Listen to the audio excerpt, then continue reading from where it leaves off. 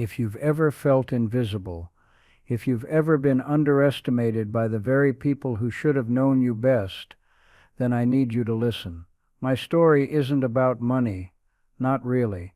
It's about the quiet, creeping rot of disrespect that can eat a family from the inside out. And it's about the day I finally decided to fumigate. It's been 6 months since I lost my Helen. 62 years we had. We were a team, Martin and Helen, the high school teachers. We lived in the same modest two-story house in a quiet suburb, the one we bought when my son David was just a toddler. We raised 2 children in that house, celebrated 59 birthdays of hers and 61 of mine. We graded papers at the same kitchen table, drank coffee on the same porch swing. The house wasn't just wood and nails. It was a living archive of our life together. Now it just feels like an empty museum, and my own children have appointed themselves the avaricious curators. Grief is a strange and disorienting fog. In the first few weeks I was lost in it. I'd walk into a room and forget why I was there. I'd make 2 cups of coffee in the morning out of sheer unthinking habit, only to stand there staring at her mug, the one with the faded picture of a puffin on it, and feel the floor drop out from under me. David and my daughter Clara were there, of course. They descended on the house with the grim, efficient energy of a disaster cleanup crew, armed with casseroles and sympathetic platitudes. "Don't you worry about a thing, Dad," David would say, patting my shoulder a little too hard, the way you'd soothe a nervous horse. "We'll handle everything." "We just want to make this easier for you," Clara would chime in, her voice dripping with a practiced saccharine sorrow that never quite reached her eyes. At first I was grateful. I was adrift, and their take-charge attitude felt like a life raft. They handled the funeral arrangements. They fielded the phone calls. They filled the house with the noise of their lives, a temporary bulwark against the crushing silence Helen had left behind. But as the weeks turned into a month, then 2, the life raft started to feel more like a cage. They treated me not like a grieving husband, but like a feeble-minded relic who couldn't be trusted to operate a toaster oven. They spoke about me in the third person while I was sitting in the same room. "He needs to make sure he's eating," Clara would say to David, as if I were a deaf mute. "We should probably take over his bill payments, just to be safe." They saw a doddering 70-year-old man, a retired history teacher lost without his brilliant, organized wife to guide him, and in their eyes I saw a reflection I didn't recognize, a charity case, a burden. The helping started in earnest about a month ago. It began with the attic. "So much clutter up here, Dad," David announced one Saturday, pulling on a pair of work gloves with a sigh that suggested he was making a great sacrifice. "We'll help you sort through Mom's old things, decide what to keep, what to donate." What it really was, I soon realized, was a treasure hunt. They moved through Helen's carefully organized boxes of memories like a pair of well-dressed vultures. They saw everything not for its sentimental value, but for its potential resale price. A box of old vinyl records was appraised with a smartphone app. A set of my mother-in-law's silver cutlery was declared too valuable to just be sitting around, and was whisked away to Clara's car for safekeeping. The worst was the day they decided to tackle Helen's study. It was her sanctuary, the one room in the house that was wholly and completely hers. It still smelled of her, a faint scent of old books and Earl Grey tea. I'd mostly kept the door closed, unable to face it, but they swung it open with a brisk, unsentimental purpose. "Right. Let's get this done," Clara said, clapping her hands together. I sat in Helen's reading chair, feeling like a ghost in my own home, and I watched. I watched as they dismissed a lifetime of intellectual curiosity as teacher's junk, piles of research papers, binders full of lesson plans she'd spent hundreds of hours perfecting, academic journals. All of it was tossed into black trash bags with disdain. Then Clara opened the top drawer of Helen's desk. Her eyes lit up. "Oh, I remember this," she said, pulling out a small, exquisite music box made of polished rosewood and inlaid with mother of pearl. My great-grandfather, a watchmaker, had given it to Helen as a wedding gift. When you opened it, it played a fragile, tinkling rendition of Debussy's Clair de Lune. "It's beautiful," Clara murmured, turning it over in her hands. She glanced at me, a flicker of something gilt maybe, but it was gone in an instant, and then she slipped it into her oversized purse. "I'll just hold on to this for you, Dad, so it doesn't get lost in the shuffle." A few minutes later, David was going through the bookshelf. He pulled out a set of leather-bound first-edition copies of the Bronte sisters' works. Helen had saved for 2 years to buy those when she was just a graduate student. "Wow," David said, his voice hushed with reverence, not for the literature, but for the dollar signs. "These are worth a fortune." He stacked them carefully. "I've got a better place to store these than a dusty old shelf, Dad.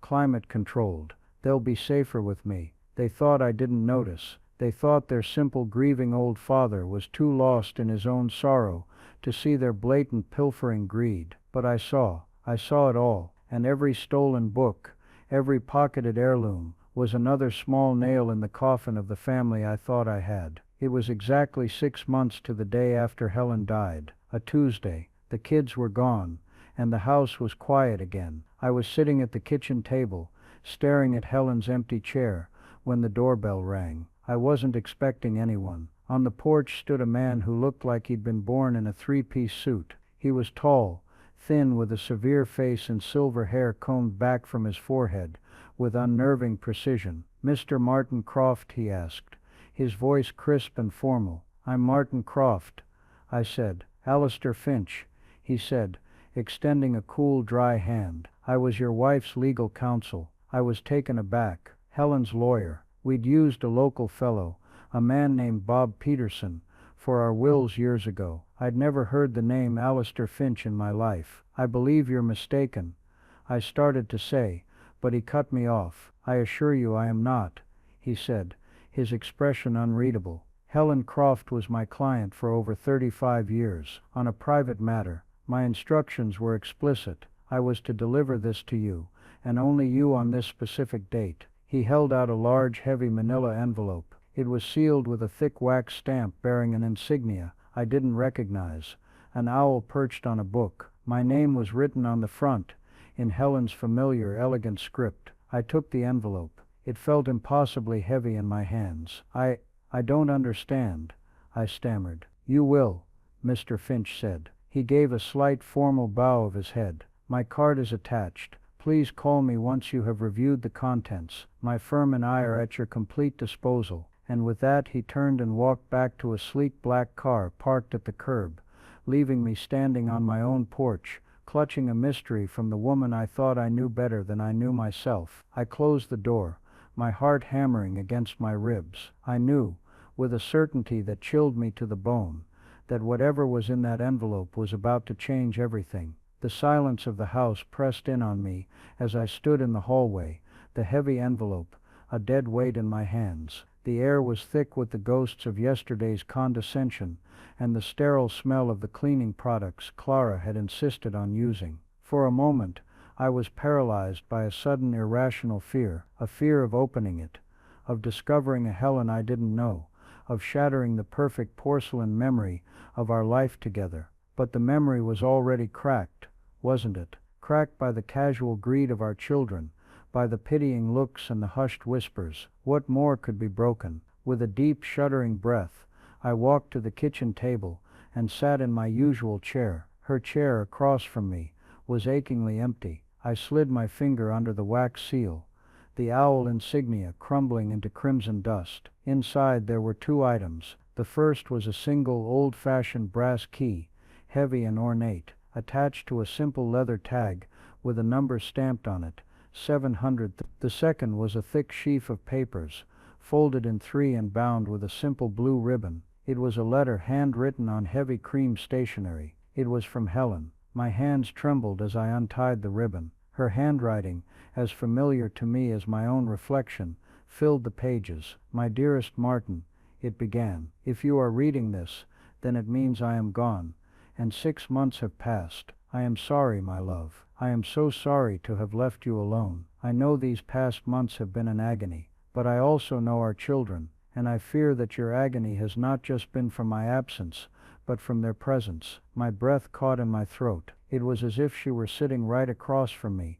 her sharp, knowing eyes seeing straight through my pained charade of stoicism. I could almost hear her voice, a mix of wry humor and unwavering love. "Don't look so surprised, my dear historian. You were always the heart of our family, but I was always the strategist. You saw the best in people. I saw the patterns, and the pattern I saw in David and Clara worried me for years. It's a strain of entitlement, a callousness wrapped in the pretty paper of modern ambition. They love you, I suppose, in their own way, but they don't respect you. They see you as simple, kind, good, but simple, an open book, a comfortable old chair, and they believe to their very core that they are smarter than you." I had to put the letter down. A wave of grief, so powerful it felt like a physical blow, washed over me. It wasn't just the sorrow of her being gone. It was the crushing weight of her being right. She had seen it. All along, she had seen the rot that I, in my determined optimism, had tried so hard to ignore. I'd made excuses for them their entire lives. David's arrogance was just confidence. Clara's materialism was just her being driven. I had lied to myself, and in doing so, I had failed to see what Helen had seen with perfect painful clarity. I buried my face in my hands, and for the first time in months, I wept. Not silent, dignified tears, but ragged, heaving sobs that shook my entire body. I wept for my lost wife, for the children I thought I had, and for the fool I'd been. After a long time, the storm passed, leaving me hollowed out and exhausted. I picked up the letter again.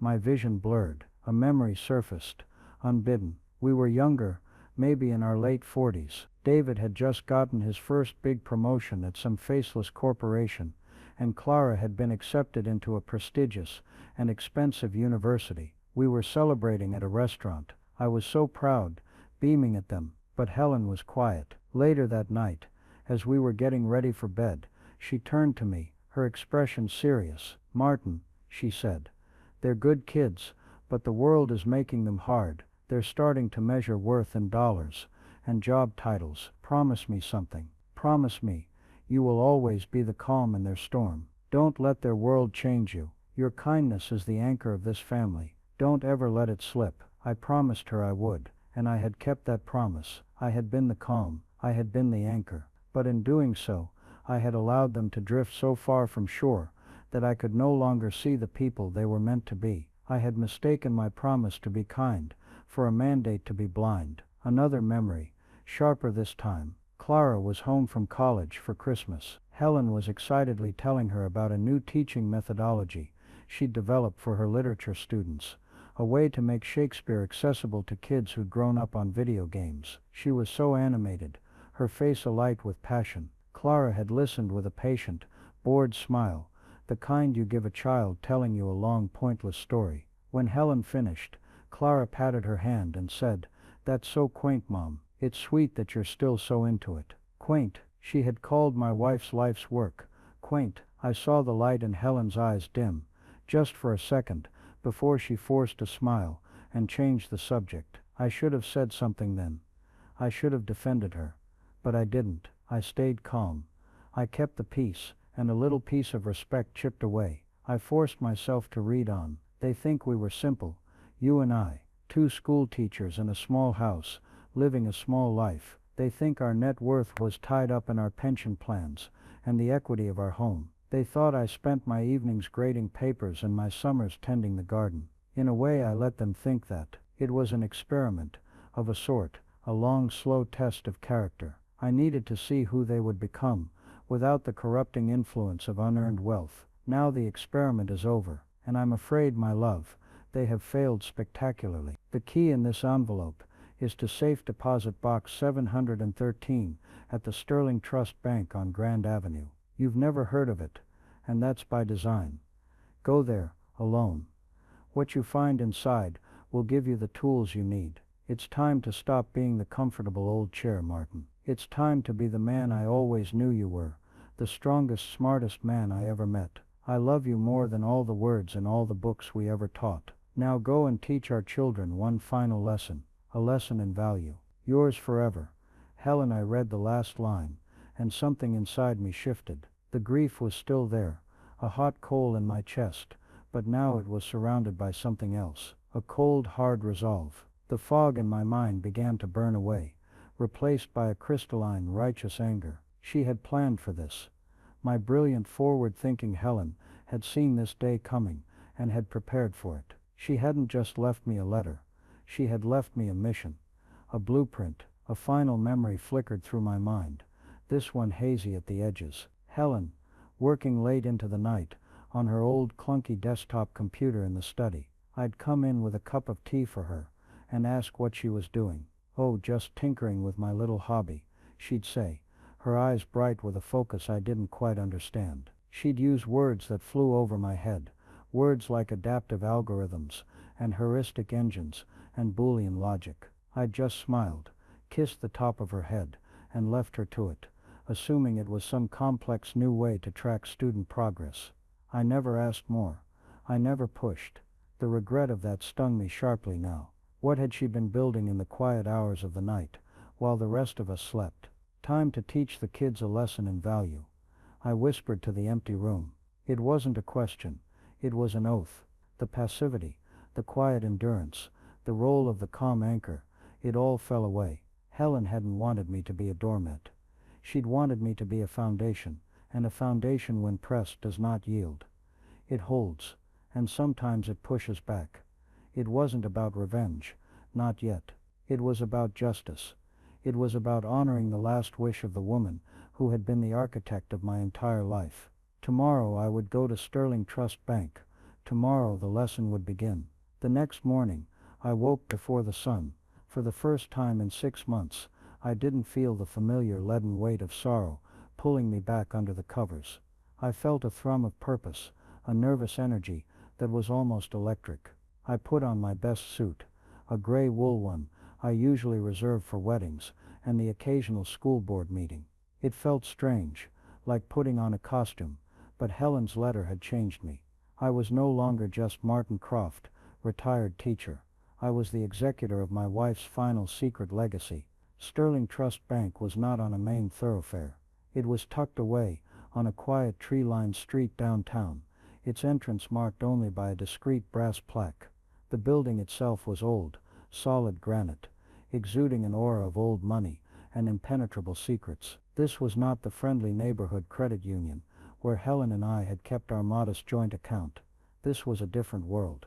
I walked through the heavy glass doors into a lobby of hushed marble and dark wood. There were no teller windows, no lines, just a single imposing desk behind which sat a woman with an impeccably polite and utterly cold expression. "May I help you, sir?" she asked, her voice as cool as the marble floor. "I'm here to access a safe deposit box," I said, my own voice sounding thin in the cavernous space. I placed the brass key on the polished surface of her desk. "Number 713. She examined the key, then looked at me, her gaze assessing. "And you are?" "Martin Croft." Her fingers flew across a keyboard, her eyes on a monitor. I couldn't see. After a moment she nodded. "Of course, Mr. Croft. This way, please." She led me through a gate that buzzed open and down a quiet corridor to a massive circular steel door that looked like something out of a spy movie. She entered a code, and with a series of deep, satisfying clicks, the door swung silently open, revealing a vault lined wall-to-wall with gleaming metal boxes. The air was cool and still. She led me to a small alcove. "You'll need your key and mine," she said, producing a key from a chain on her belt. Together we inserted and turned them. She pulled out a long, heavy metal box and carried it to a private viewing room, a small, windowless chamber with a table and a single chair. "Press the button on the wall when you are finished," she said, and then she closed the door behind her, leaving me alone with Helen's secret. My heart was pounding. I lifted the lid of the box. It wasn't filled with gold bars or stacks of cash or glittering jewels. It was filled with paper, meticulously organized, perfectly labeled files. For a moment a pang of disappointment hit me. What was this? More teacher stuff? Then I started to read. The first document was a United States patent certificate, dated 28 years ago. The inventor's name was listed as Helen M. Croft. The title of the invention was an adaptive learning heuristic engine for K-12 pedagogy. I stared at it, my mind struggling to connect the dots. This was her hobby. This was the late-night tinkering. I pulled out the next file. It contained the articles of incorporation for a holding company, registered in Delaware. The name of the company was Athena Learning Solutions, LLC. The sole initial member was listed as Helen. The date of incorporation was just a few weeks after the patent was granted. The third file was thicker. It was filled with brokerage statements from a prestigious investment firm. The account holder was Athena Learning Solutions. I scanned the pages, my eyes widening at the numbers. The initial deposit, made 27 years ago, was for $50,000.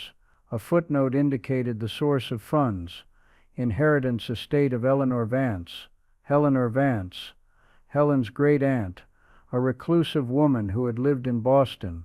I vaguely remembered Helen taking a train up there for the funeral, coming back and saying her aunt had left her a little something. I had assumed it was a few $1,000s at most.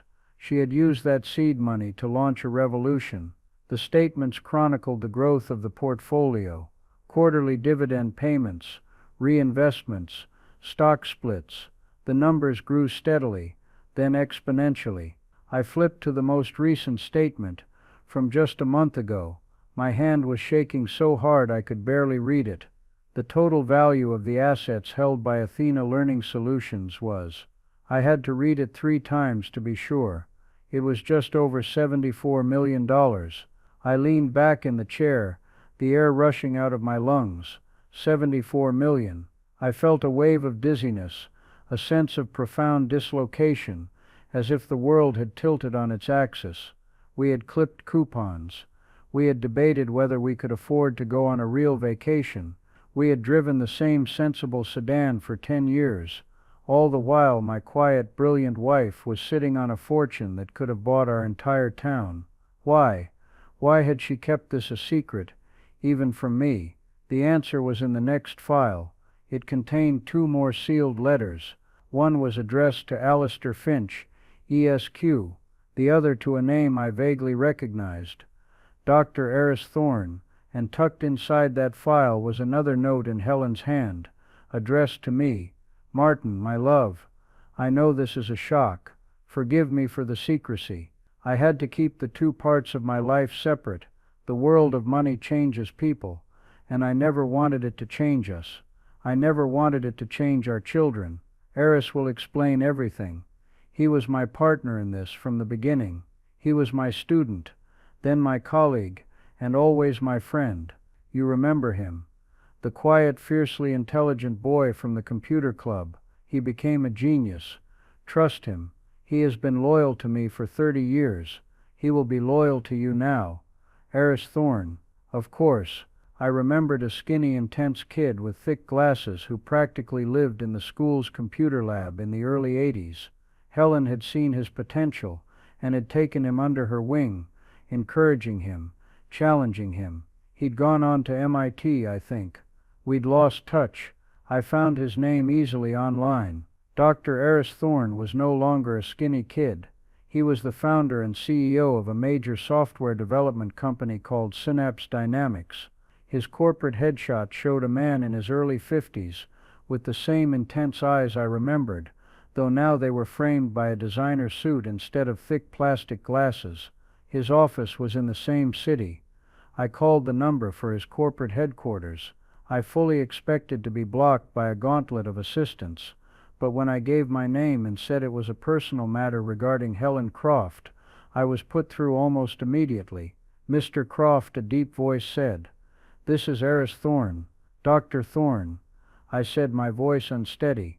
My name is Martin Croft. Helen was my wife. There was a moment of silence on the other end of the line. When he spoke again, his voice was thick with emotion. I know who you are, sir. I've been waiting for your call. Helen. She was the finest person I ever knew. A true mentor. Where can we meet? We met an hour later in a private room at a quiet hotel restaurant. Eris Thorne was as I expected, sharp, impeccably dressed, with an aura of quiet, formidable intelligence. But when he spoke of Helen, the corporate gloss fell away, and I saw the kid from the computer lab again, full of admiration and awe. She was a visionary. "Martin," he said, leaning forward, his hands clasped on the table, "I was just a coder with a knack for logic. She was the one who understood the human element. She saw how technology could be used not just to drill facts, but to genuinely adapt to a child's unique way of thinking, to build curiosity instead of killing it with rote memorization. That patent, that was the holy grail of educational tech. We built it together, in her study, on that old clunky machine of hers." He explained the whole story. Helen had provided the pedagogical framework, the genius of the educational theory. He had translated it into code. When it was finished, they knew they had something revolutionary. Tech companies would have paid a fortune for it, but Helen refused. She didn't trust them, Harris said, a wry smile touching his lips. She said they'd bastardize it. They'd turn her beautiful engine for learning into a tool for standardized testing. So she patented it herself, and we formed the holding company. The plan was to license it, not sell it, to control how it was used. He had been the public face of Athena Learning Solutions, a silent partner on paper, but the acting manager in reality. He licensed the core software to educational companies all over the world, ensuring the contracts had strict clauses about how it could be implemented. He managed the investments, growing Helen's initial $50,000 stake into a corporate behemoth, all under her strict anonymous direction. "She wanted a simple life with you, Martin," Harris said, his voice softening. "She loved being a teacher. She loved your house, your garden, your life together. She said the money was a tool, nothing more, a safety net, and to test." He looked me straight in the eye. "She was worried about David and Clara. She saw the way the world was shaping them. She wanted to see if their character would hold true without the temptation of wealth. She made me promise not to reveal anything until 6 months after. Well, until you called." His loyalty to her was absolute. It was a living testament to the woman she was. He looked at me, his expression turning from reminiscence to grim determination. "I have a board meeting for Synapse in Tokyo next week, but I'm canceling it. Alistair Finch and I have already spoken. Helen's instructions in her letter to us were very clear. We are completely at your service. My resources, my team, my time, it's all yours. So Martin," he said, leaning back in his chair, "what's the first move?" The fog was completely gone now. In its place was a plan, as sharp and clear as a shard of glass. I thought of David and Clara, so sure of their own brilliance, so dismissive of their simple old father. I thought of the music box in Clara's purse, and the first edition books in David's climate-controlled storage unit. "They've been pressuring me to sell the house," I said, my voice steady and cold. "They say it's too much for me. They say they want to get their inheritance early to help them out. I think it's time," I agreed. Eris Thorne's intense eyes lit up with a flicker of understanding. A slow, thin smile spread across his face. "An excellent opening move," he said. "Let's get you a real estate agent, and a shell corporation." The game had begun. Helen had built the board. She had crafted the pieces, and she had given me the opening strategy. It was time to teach my children that their simple, sentimental old father was a little more than a comfortable chair. He was the king on the board, and he was about to make his move. The weeks that followed were a blur of calculated activity, a secret life running parallel to the one my children thought I was living. On the surface, I was the grieving, slightly befuddled patriarch, succumbing to their relentless advice. I let them see me looking at brochures for assisted living facilities. I'd sigh and say things like, "You're probably right. This old house is just too much for one person." Their faces would light up with a poorly concealed glee that they mistook for filial concern.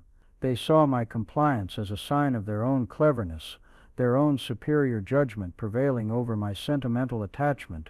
They had no idea they were walking, step by step, into a meticulously crafted trap. Behind the scenes, I was a man reborn. I had daily calls with Eris and Alistair Finch. Eris, the tech mogul, taught me the language of corporate warfare. Finch, the lawyer, taught me how to weaponize it within the bounds of the law. They were my generals, and I, to my own surprise, was a quick study.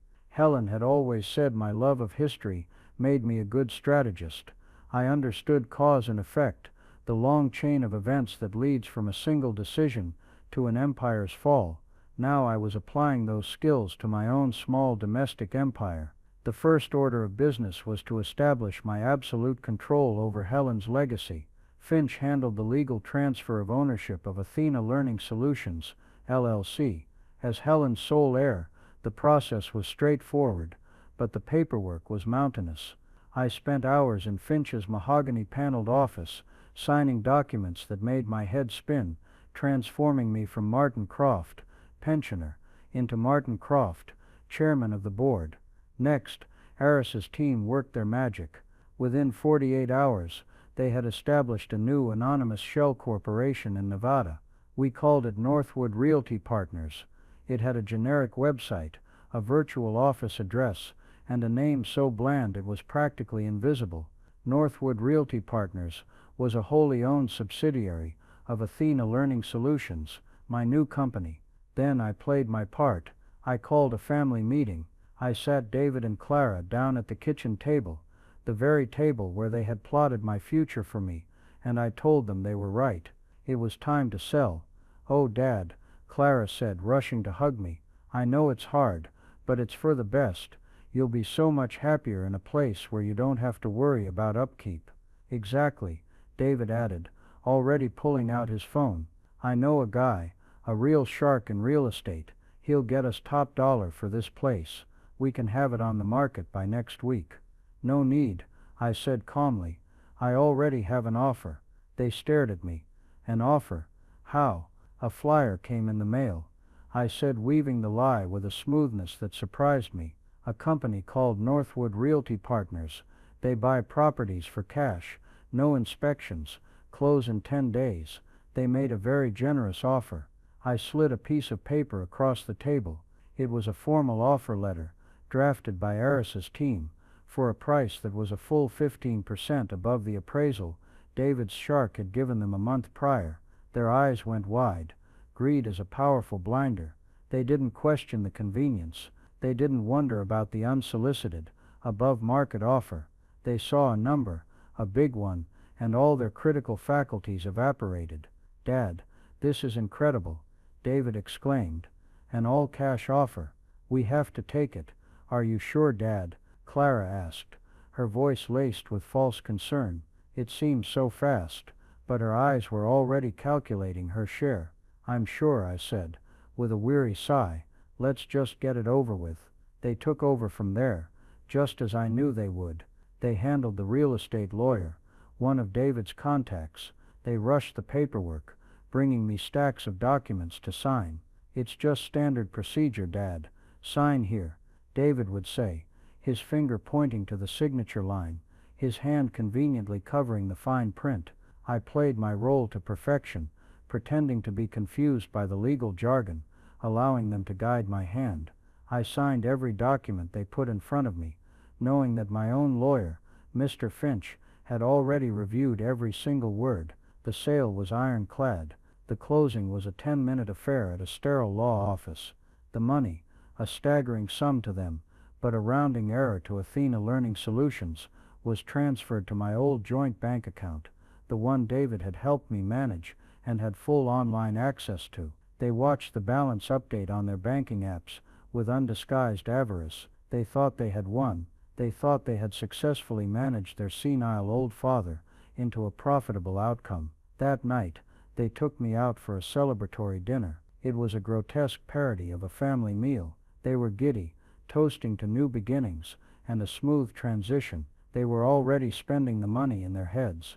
David talked about a brilliant investment opportunity that he could finally get in on. Clara mused about upgrading her car to a newer, flashier German model. They asked me about the assisted living facility, and I told them I had a small rental apartment lined up for the time being, just until I found the right place. They They nodded, satisfied. Their problem, me and my big valuable house, was solved. I went to bed that night in my temporary apartment, a small soulless place I'd rented for a month. I didn't sleep. I just waited. At 3 a.m., an automated transfer, set up by Eris's financial team, went into effect. The entire sum from the house sale, down to the last cent, was moved from my local credit union account to a new private account I had opened at Sterling Trust Bank, an account to which only I had the password. At 9 a.m. the next morning, a courier delivered 2 identical letters, one to David's office, the other to Clara's suburban home. The letters were printed on the official letterhead of Northwood Realty Partners. They were stark and professional. They stated that the new owner required the property to be vacated of all remaining personal items within 48 hours. Any items left after that time would be considered abandoned and would be disposed of. The locks, the letter noted, had already been changed. My phone rang at 9:17 a.m. It was David. His voice was not the smooth, condescending tone I was used to. It was a high-pitched, panicked squawk. "Dad, the money, it's gone," he yelled into the phone. "The whole amount from the sale. It's just gone from your account. What did you do?" I feigned confusion. "What are you talking about, son? I haven't done anything. The money is in the bank." "No, it's not. I'm looking at the account right now. It's empty. Zero. Did you move it? Did you talk to someone? Dad, you have to tell me what you did." I don't know," I stammered, channeling every ounce of bewildered old man I could muster. "The real estate lawyer, your friend, he said he had a financial advisor who could help me invest it. A very nice young man. Maybe he did something with it." There was a string of curses on the other end of the line. "What advisor? What was his name?" "Dad, you've been scammed. Some predator saw an old man with a pile of cash and fleeced you. How could you be so stupid?" The word stupid hung in the air. It was the word they'd always used in their minds, and now, in his panic, he had finally said it out loud. Before he could continue his tirade, Clara clicked in on the other line. She was crying. "Dad, what's happening? There's a letter here. They've locked us out of the house. They're going to throw out all of Mom's things. We have to do something." "What house?" I asked, my voice trembling with manufactured fragility. "Our house?" "Yes, our house," she shrieked. "The one you just sold. The new owners are monsters. They've locked us out. We have to call the police." "I don't understand," I said, and for the first time it was almost the truth. I didn't understand how they could be so completely, utterly blind. They weren't worried about Helen's things. They were worried about the things they hadn't had a chance to pilfer yet. They weren't worried that I had been scammed out of a fortune. They were furious that they had been. I spent the next hour on the phone, playing the part of the confused, victimized old man. I let them rage, and panic, and accuse. I absorbed their fury, their condescension, their absolute certainty that this was all my fault. And with every word they spoke, the last vestiges of my paternal affection withered and died. They weren't my children. They were strangers who wore my children's faces. Helen was right. The experiment was over, and the results were conclusive. The panic of that first day was merely an overture. The days that followed were a symphony of desperation, and I had a front row seat. David and Clara, who had always operated as a team when it came to managing me, now turned on each other in their frantic attempts to fix the mess they believed I had created. David blamed Clara for not vetting the flyer from Northwood Realty. Clara blamed David for using his shady lawyer who had clearly set me up with a scammer financial advisor. Their panic calls to me became a daily ritual of blame and recrimination. Their immediate problem was the house. They hired a lawyer to fight the eviction notice from Northwood Realty Partners. The lawyer took one look at the sale documents, the ones they had rushed me to sign, and told them they had no case. The sale was legal, binding, and airtight. Their fury then turned back to me. They demanded I give them the name of the financial advisor who had stolen the money. I gave them a fake name, one Eris had invented, and a disconnected phone number. They spent 2 days trying to track down a ghost, their frustration mounting with every failed attempt.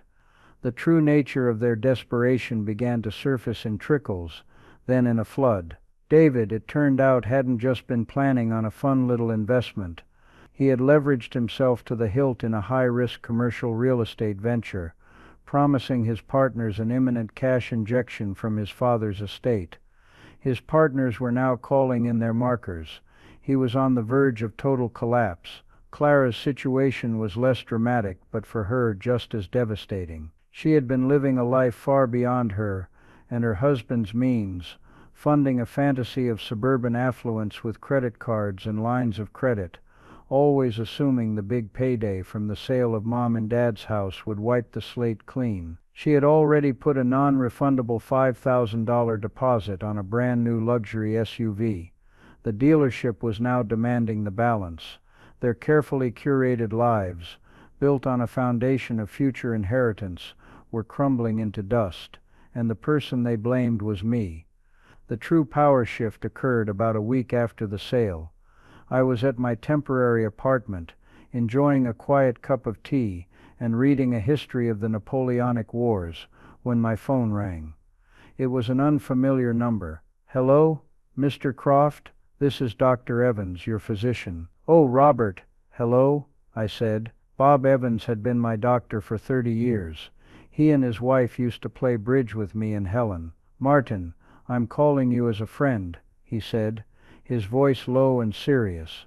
"Your son and daughter were just in my office. They were asking pointed questions about your cognitive state. They were trying to get me to sign a letter stating that you were no longer mentally competent to manage your own affairs." I felt a chill run down my spine that had nothing to do with the air conditioning. Competent. They were trying to have me declared legally incompetent. They were trying to take away my rights, to institutionalize me, all to get their hands on money they believed I had lost. This was no longer just greed. This was monstrous. "What did you tell them?" I asked, my voice a quiet rasp. "I told them that in my professional opinion, your mind is as sharp as it was when you were quizzing me on the Treaty of Versailles 20 years ago. And then, as a friend, I told them to get the hell out of my office." Bob said, a note of anger in his voice. "Martin, be careful. These kids of yours, they're playing for keeps." I thanked him and hung up the phone, my hand trembling slightly. That was it. That was the line. They had tried to strip me of my home, my money, and now my very personhood. The small, lingering part of me that still felt a pang of fatherly guilt, that wondered if I was going too far, died in that moment. It was replaced by a cold, hard certainty. Helen had wanted me to teach them a lesson in value, but you cannot teach those who refuse to learn. You can only show them the consequences of their own ignorance. The time for quiet maneuvering was over. It was time for the checkmate. I let them stew in their self-inflicted crisis for another 48 hours. Their calls and texts became more and more unhinged, a frantic mix of accusations, threats, and finally, pathetic, wheedling pleas. I ignored them all. Then, on a Friday morning, I sent a single joint email to both of them. The sender was listed as Martin Croft, Office of the Chairman. The subject line was 3 simple words: a lesson in value. The body of the email was brief and formal. "David and Clara, you are requested to attend a meeting on Monday morning at 10 a.m. at the offices of Finch, Thorne and Associates, located at 101 Grand Avenue, 40th floor. Your attendance is mandatory if you wish to discuss the disposition of your mother's estate and the matter of the property at 12 Elm Street. Regards, Martin Croft." I hit send. The trap was set. The pieces were in place. And on Monday morning, the king would finally leave his corner of the board and walk into the center of the fray. They thought they were coming to a meeting to bully a confused old man and his small-time lawyer. They had no idea they had been summoned for a final judgment. The law offices of Finch, Thorne and Associates occupied the entire top floor of the tallest, most modern skyscraper in the city. The name itself was a recent change, a partnership solidified between Alistair Finch's old money legal firm and the corporate legal department of Heiress Thorne's tech empire. It was a declaration of a new kind of power. I arrived an hour early, not out of nerves, but out of a desire to savor the moment. Eris was there to greet me. He had traded his usual designer suit for a slightly more casual, but no less expensive ensemble. He looked at me, a glimmer of excitement in his intense eyes. "The boardroom is ready, Mr. Chairman," he said with a slight smile. He led me to a vast room with a panoramic view of the city. A long polished obsidian table dominated the space, surrounded by at least 20 chairs. At the head of the table was a single high-backed leather chair, my chair. I was dressed for the part, not in my comfortable teacher's cardigan, but in a custom-tailored navy suit that Finch had insisted I purchase. It felt like armor. I sat down, flanked by Eris on my right, and Alistair Finch on my left. We didn't speak. We simply waited, the quiet hum of the city below us, the only sound. At precisely 10:02 a.m., the doors to the boardroom opened, and a receptionist showed my children in. They stopped dead just inside the doorway, their faces a perfect picture of bewildered shock. They had clearly expected a cramped, dusty office, not this cathedral of corporate power. Their expressions, which had been set in lines of righteous indignation, slackened into confusion. David was dressed in his best suit, but it looked rumpled and ill-fitting in this context. Clara wore a dress that was probably expensive, but seemed garish under the recessed lighting. They looked small, insignificant. "Dad," David said, his voice a choked whisper, "what is this?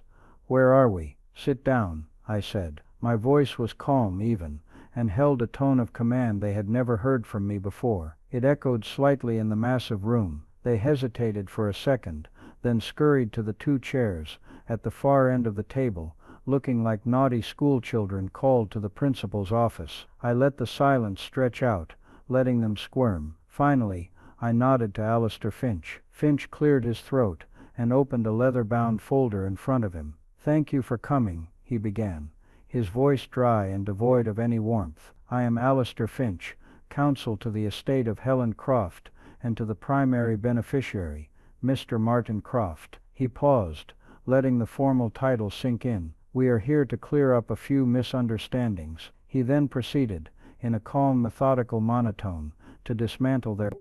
He started with Athena Learning Solutions, LLC, and he detailed its formation, its purpose, and its primary asset, the patent for the adaptive learning heuristic engine. He explained its licensing model and its quiet, steady growth over 3 decades. David's face was a mask of disbelief. Clara just stared, her mouth slightly agape. Finch then moved on to the company's current valuation, stating the number, $74 million, with no more emotion than if he were reading a grocery list. He explained that upon Helen's passing, sole ownership and control of Athena Learning Solutions had transferred, per his late client's explicit and legally unshakable instructions, to her husband. "My father," David blurted out, a harsh, incredulous laugh escaping his lips. "My father is the owner of a $70 million company. That's insane. He's a history teacher." I said nothing. I just watched him. Finch continued,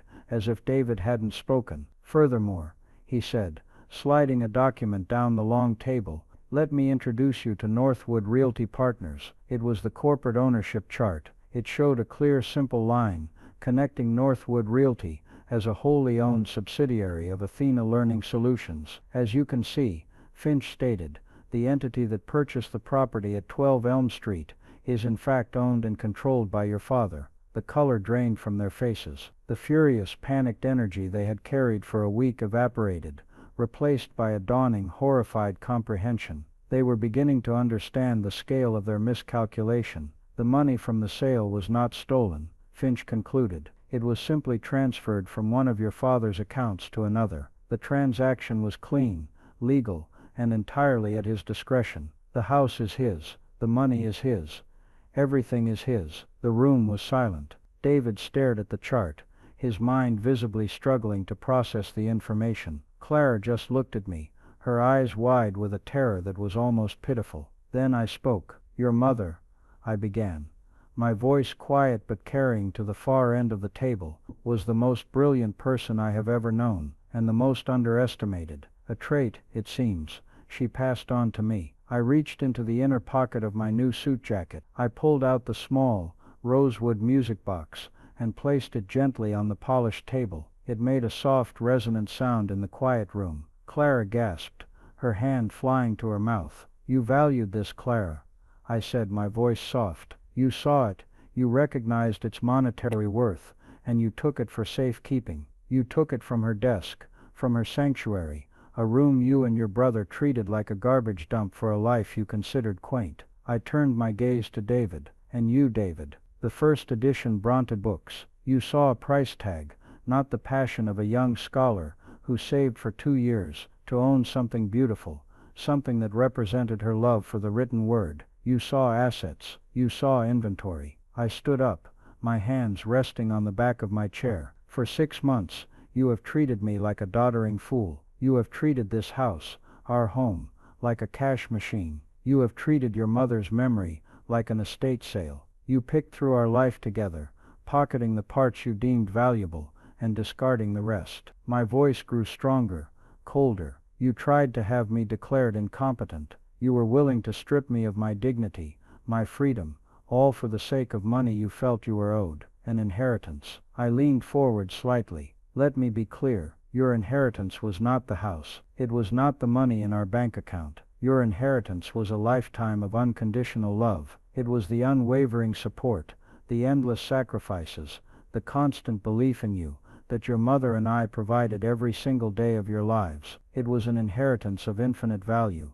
And you were bankrupt. You had squandered it all on your own greed and arrogance." I walked around the table until I was standing directly in front of them. They both flinched as I approached. "So here is the new reality," I said, my voice dropping to a near whisper. "You will receive nothing from your mother's estate. The $74 million is mine. The house is mine. The money you were counting on to bail you out of your self-inflicted disasters is mine. You will not get a single cent. You are on your own." Clara finally broke. Sobs racked her body, tears streaming down her face. "Daddy, I'm sorry," she choked out. "We didn't know." "No," I said, cutting her off. "You didn't care. There's a difference." David just sat there, paralyzed, his face pale and clammy. The shark was a minnow, flopping on the deck of a ship he didn't even know existed. "Your mother wanted me to teach you a lesson in value," I said, my voice resonating with the weight of Helen's final wish. "Here it is. True value lies in respect, in love, in character. It's a lesson you have failed to learn your entire lives. The class is now dismissed." I turned my back on them and walked to the window, looking out over the city. I could hear Finch speaking to them in low tones, the rustle of papers as they were handed formal notices. I heard the sound of a chair scraping back, of Clara's continued sobbing, as she was led from the room. I didn't turn around. The lesson was over, and I was finally free. It's been a year now since that day in the boardroom. The silence in my house is different now. It's no longer the heavy, oppressive silence of grief. It's the clean, quiet silence of peace. The house itself has changed, too. I had it redecorated. The old, faded floral wallpaper is gone, replaced by clean, modern walls. Helen's study is still her study, but it's also my office now. Her books and my history texts sit side by side on the shelves, a silent testament to our shared life of the mind. Her presence is still here, not as a painful ghost, but as a warm, guiding memory. The first thing I did with the money was establish the Helen Croft Foundation for Educational Innovation. With Eris Thorne as my co-director, we used the profits from Athena Learning Solutions to fund the kind of daring, student-focused educational programs that public schools can only dream of. We fund libraries in low-income neighborhoods. We provide scholarships for bright kids from tough backgrounds who want to become teachers. We are carrying on her true life's work, and it has given me a purpose I never thought I'd have again. I am no longer just a retired history teacher. I am a guardian of my wife's brilliant legacy, and my children, David and Clara. Their lives unraveled just as you might expect, without the safety net of my assumed financial support. David's risky real estate deal collapsed. He had to declare personal bankruptcy. He lost his big house, his fancy car, and the respect of his so-called business partners. He works now in a cubicle for a mid-level insurance company, a job he would have sneered at just 2 years ago. Clara and her husband had to sell their oversized house in the suburbs and move into a small apartment. She had to get a real job, working as a receptionist at a dental office. The German luxury car was repossessed. Her life of curated, credit-fueled perfection was exposed for the fragile sham it always was. They have tried to contact me, of course. At first it was through lawyers, with blustering threats that went nowhere. Then came the letters, long rambling apologies, filled with self-pity, and thinly veiled requests for a handout.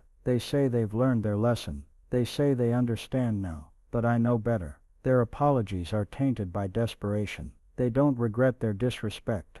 They regret the consequences of it. I send them a small modest check on their birthdays, and at Christmas, enough to be considered polite, but not enough to change their circumstances. It's a sum a retired school teacher could afford, a small constant reminder of the life they so casually dismissed. Maybe one day, they will genuinely understand the lesson. Maybe they'll rebuild their lives on a foundation of something real, something other than entitlement. But I'm not holding my breath. I have my own life to live. It wasn't about revenge. I tell myself that sometimes, late at night, when I'm sitting on the porch swing. It started as a mission for Helen, a way to honor her. But if I'm being honest with you, and with myself, there was a point where it did become about revenge. It was that moment I heard my son's voice on the phone, the panic in his throat, as he called me stupid. It was the cold chill I felt when my doctor told me they were trying to have me committed. In that moment it became about hitting back. But the anger, as hot as it was, burned itself out quickly. It left behind something better. Peace, freedom, the quiet satisfaction of knowing that I am the master of my own life. I look back at the man I was in those first 6 months after Helen died, the lost, grieving, passive man, who let his children walk all over him, and I barely recognize him. Grief can make you a ghost in your own life, but Helen's final gift wasn't the money. It was the key, not just the key to a safe deposit box, but the key to unlocking the part of myself I had kept dormant for too long. She reminded me that a quiet man is not necessarily a weak one. If you've taken the time to listen to my story, I thank you. Perhaps you've seen a shadow of your own life in mine. Perhaps you've felt underestimated, overlooked, or taken for granted. If you have, I want you to know that it's never too late to teach your own lesson in value. It's never too late to remind the world, and yourself, of who you really are. I'd be honored to hear your story in the comments below. Your experiences matter, and if this story resonated with you, please give it a like and subscribe to the channel. That way, more people who might need to hear this message will have a chance to find it. Thank you for listening.